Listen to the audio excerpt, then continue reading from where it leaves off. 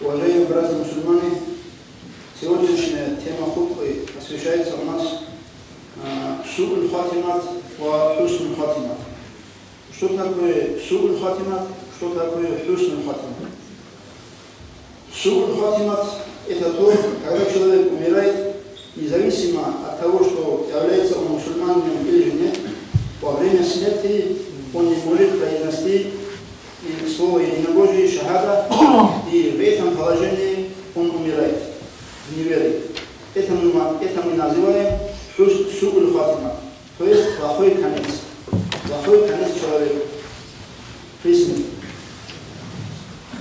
А счастливым концом мы называем также, когда человек умирает, но он свидетельствует в единобожие, и в это единобожие он умирает. И это мы называем счастливым концом. Имеется в виду, при смерти он свидетельствует. Имеется в виду, ашхаду ан ла илляха илляллах ва ашхаду анна Мухаммадан расулуллах. И в таком положении, если он умирает, это мы называем счастливым, хорошим концом. То есть человек, который умер в имане, в исламе. Итак, братья мусульмане, все зависит от его конца. Быть уверенным в том, что я умру в имане, никак нельзя. Быть уверенным, что я умру в имане, никак нельзя быть уверенным в этом. И также терять надежду от Всевышнего Аллаха Та'аля тоже нельзя. Имеется в виду, человек должен быть в страхе, что он умрет в неверии, и также он должен надеяться на Всевышнего Аллаха Та'аля, что он умрет в имане. Имеется в виду, 50 на 50 у него должно быть. Страх и надежда. 50 на 50. Оно друг друга превышать нельзя. Надежда и страх. Также, быть может, среди нас такой человек, который говорит, как же это может такое быть? Я ведь мусульманин, ведь Всевышний Аллах меня направил на правильный путь, как же я умру в неверии? Исходя из хадиса пророка алейхиссалату вассаляма, в котором говорится, пророк алейхиссалату вассаляма клянется, пророк алейхиссалату говорит, клянусь Аллахом, помимо которого нет иного Бога, поистине любой из вас может совершать дела обитателей рая до тех пор, пока не окажется от рая на расстоянии всего лишь одного локтя. После чего будет написано ему на роду, имеется в виду азале, после чего сбудется ему написано и на роду, и он станет совершать дела обитателей ада и войдет в ад. И поистине любой из вас может совершить дела обитателей ада до тех пор, пока не окажется от огня на расстоянии всего лишь одного локтя, после чего сбудется написано ему на роду, и он станет совершать дела обитателей рая и попадет в рай. Человек при жизни может совершать плохие деяния до смерти. И под конец он может совершать тавбу, и он может пойти в рай. Имеется в виду, он может умереть в имане. Исходя из этого хадиса, вот таким концом может быть у каждого человека. И в истории мы видим, что были большие люди, большие алимы, тоже мы знаем по истории, что они сбились с правильного пути. Из этой истории можно привести самый большой пример сатаны. Как было у сатаны? Сатана, Иблиса звали на первом, что Иблис 80 тысяч лет делал ибадат Всевышнего Аллаха. 80 тысяч лет. На первом небе его звали, все ангелы его звали Абид, поклоняющийся Богу. На втором небе его звали Захид, отвлеченный от всего этого мирского. На третьем небе его звали Ариф, познавший Бога. На четвертом его звали Иблиса, Вали, праведник, святой. На пятом небе его звали Таци, набожный. На шестом Насир, помогающий, защищающий, в таком смысле. На седьмом его звали Азиз, высокого уровня, богобоязненный, вот так его звали. Однако на Лауф аль-Махфузе его имя было написано как Иблис, проклятый. 80 тысяч лет, которые сделали ибадат, под конец мы знаем, что такое Иблис. Пусть Всевышний Аллах остережет нас от этого плохого конца. Один муаллим, один шейх обучал своих учеников акиде. Акида, мы знаем, это вероубеждение, формулы акиды, единобожия. И, конечно, там и на уроках «Ла иляха илляллах» много произносится. Однажды один ученик подарил шейху попугая. А этот шейх очень любил животных, птиц, он очень любил. Вскоре этот попугай научился говорить слово единобожие «Ла иляха илляллах». И, видимо, ученики тоже постарались этому.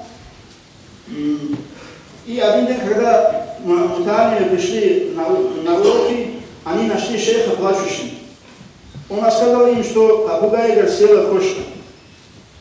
Ученики говорят: о муаллим, не переживайте, мы вам принесем нового попугая. Не надо плакать. И тогда шейх говорит,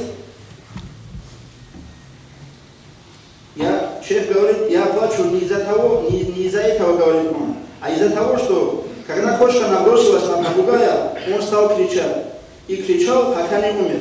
Хотя он все время повторял «Ла иляха илляллах», в тот момент попугай не смог ничего произнести, кроме крика. Потому что он говорил слово единобожие «Ла иляха илляллах» языком, а не сердцем. Я плачу, говорит он, я плачу, потому что боюсь, что мы можем быть похожими на этого попугая, когда за нами придет смерть. Это же большой час, это же трудный час. Да убережет Всевышний Аллах нас от плохого конца. Тем более, братья мусульмане, в наше время.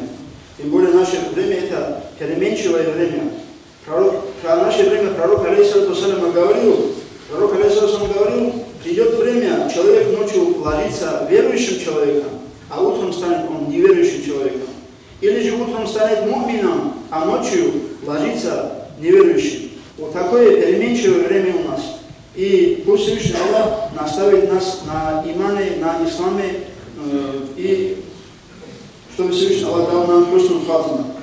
И поэтому мы должны делать дуа побольше. А если вы скажете, к примеру, какой дуа? Я мухалиб аль-кулуб, табит хальби аля дини. Или же Аллаху рзукна истиқамата ма'ат тавфиқ ва хусну хатима. Хотя вот этот дуа обязательно нам надо иногда читать. Аллаху рзукна истиқамата ма'ат тавфиқ ва хусну хатима. Имеется в виду перевод этого: о Аллах, даруй нам стойкость в религии и своей помощью. Имеется в виду, дай нам помощь оставаться на этой религии и хорошего конца нам дай. Хорошую кончину, хорошего конца. Вот это дуа иногда нам надо прочитать, чтобы мы были стойкими в этой религии. И также, братья мусульмане, нам желательно будет, чтобы мы делали дуа друг другу, чтобы мы заботились о своем брате, чтобы мы говорили, чтобы мы, когда мы находимся наедине, не так, чтобы он знал, чтобы мы просили Всевышнего Аллаха Та'аля, чтобы Аллах наставил моего брата Ахмада, Мухаммада Али или там кого-то на правильный путь, чтобы он был в религии стойкий. В те времена мы знаем, как о друг друге большие алими, большие люди, как они заботились друг о друге. Имам Шафии, рахимахуллах, мы знаем из истории имама Ахмада. Однажды имам Шафии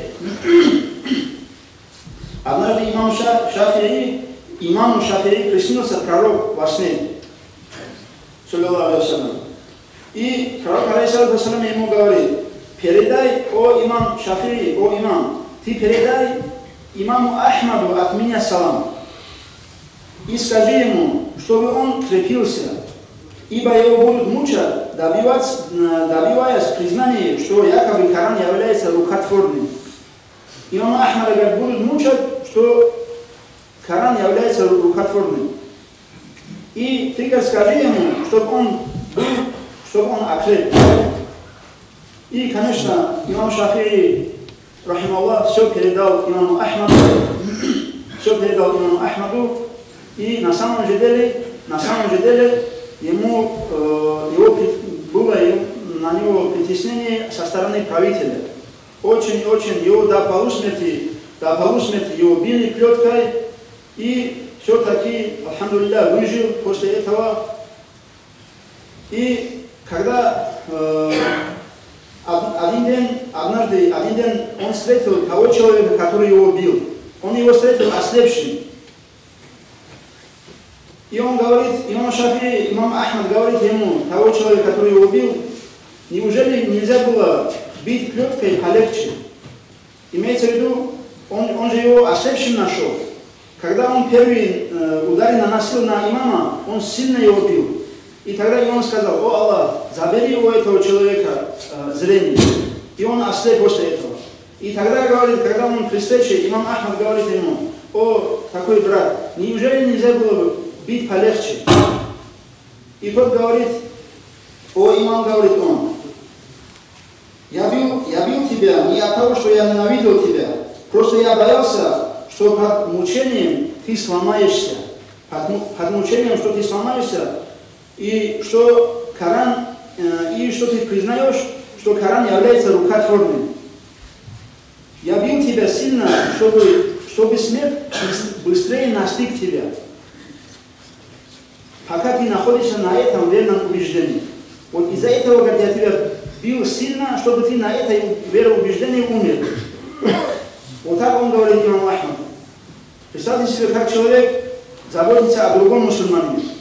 И тогда он руки поднял, имам Ахмад, и говорит: о Аллах, если этот человек говорит правду, то верни ему зрение. И этот слепой прозрел. Это случай везде в книгах пишется, братья мусульмане. То, что его имам Ахмада мучили, и все тоже знают. Также, братья мусульмане, причиной плохого конца может быть, что мы, например, что же может быть причиной, что мы умрем, что любой человек может умереть в неверии? Для этого причиной становится во многом при жизни, когда человек совершает плохие деяния, плохие поступки, когда он грешит, вот эти грехи под конец могут его сбить с правильной пути. Вот это основном бывает. Один человек по имени Абдулла зашел в Масджид аль-Харам, в Мекку, и он хотел совершать аваф при первом же кругу авафе. Он увидел другого человека, склонившись на Каабу, держал он покрывало Каабы, и он плакал, рыдал и просил Всевышнего Аллаха: о Аллах, направь меня на истинный путь, имеется в виду, сделай меня стойким перед концом, при смерти. И вот так он просил Всевышнего Аллаха. Этот Абдулла совершил второй круг, также он его нашел. На третий, четвертый, пятый, седьмой. И после этого совершил он суннат намаз. Подошел, этот человек на том же месте сидит и плачет, рыдает, тот же дуа произносит. И тогда этот Абдулла подошел к нему и говорит: о брат, почему ты плачешь? Можешь поделишься со мной? И они чуть дальше от Каабы вышли и сели, и он говорит, тот же вопрос повторился, и он говорит: почему ты плачешь? Тогда этот человек говорит: о Абдулла, если бы ты видел то, что я видел, ты больше плакал бы. Что же ты увидел, брат? Тогда он говорит: у меня был старший брат, он очень хороший человек был, работал муазином, читал азан в мечети 10 лет. В нашем селе он читал 10 лет, муазином работал. И под конец, когда он умирал, он говорит, меня попросил, чтобы я принес к нему Коран. Я взял Коран, подошел к нему и без всяких задних мыслей поставил перед ним, и он поставил руку над этим Кораном и сказал: я отрекаюсь от всего того, что находится в этой книге. И в этом положении, говорит, он умер. У меня еще был второй брат, старше меня, говорит, тоже 7 лет работал муазином, читал азан, тоже хороший человек. Когда он умирал, он тоже, говорит, повторил то же самое. И он вот так же отрекся, говорит, от Корана, и вот таким образом, говорит, он умер. И это Абдулла, и он говорит: я, говорит, боюсь, что я тоже преследует меня такой же участь, такой же конец. И этот Абдулла ему говорит: о брат, почему это так с ним случилось? В чем причина? Какие у него плохие деяния были? Без плохих деяний оно же так не было. Тогда он говорит, этот человек говорит, они, говорит, очень хорошими, с хорошими нравами, говорит, были. Но то, что я у них замечал, это одно плохое деяние, говорит, у них было. Какое он говорит? Когда, говорит, они видели женщин, они, говорит, своими глазами начинали, провожали, говорит, эту женщину. И плюс к этому, они, говорит, искали аврат. Мы знаем, что это нагота, кроме вот этих кистей рук и голова лица, это все аврат. И они, говорит, искали аврат женщин. И я, говорит, думаю, что именно вот это, говорит, их заблудило. И представьте себе, братья мусульмане, вот один грех может человека с пропасти выйти. Пусть Всевышний Аллах нас остерегает от этого. Хасан аль-Басри, рахимахуллах, Хасан аль-Басри, мы все знаем, этот человек говорил, он говорил, что бывают люди, бывает определенная категория людей, которых Всевышний Аллах наказывает в судный день 1000 лет, и после чего отправляет в рай. 1000 лет Всевышний Аллах их наказывает в аду, после чего отправляет в рай. О Аллах, говорит он, имеется в виду, Хасан аль-Басри говорит: о Аллах, сделай меня из таких людей, которые 1000 лет Всевышний Аллах наказывает, потом отправляет в рай. И Мусаниф, автор этой книги, пишет, почему, как он это себе помолил, имеется в виду, себе попросил Всевышнего Аллаха. Автор книги говорит, потому что, как он боялся, не был уверен, что он умрет в правильной смерти, с иманом, с исламом. Если же человек под конец умрет в правильной смерти, Всевышний Аллах за его плохие деяния будет мучать, хотя бы после этого отправят в рай. А если же он был хорошим человеком, под конец, если он умер в неверии, то в судный день ему хороший не покажется. Пусть Всевышний Аллах даст нам тавфик, чтобы мы стояли в этой религии стойко, чтобы мы стояли в этой религии крепко. И пусть Всевышний Аллах делает так, чтобы когда мы при смерти, когда мы умираем, все же мы умрем.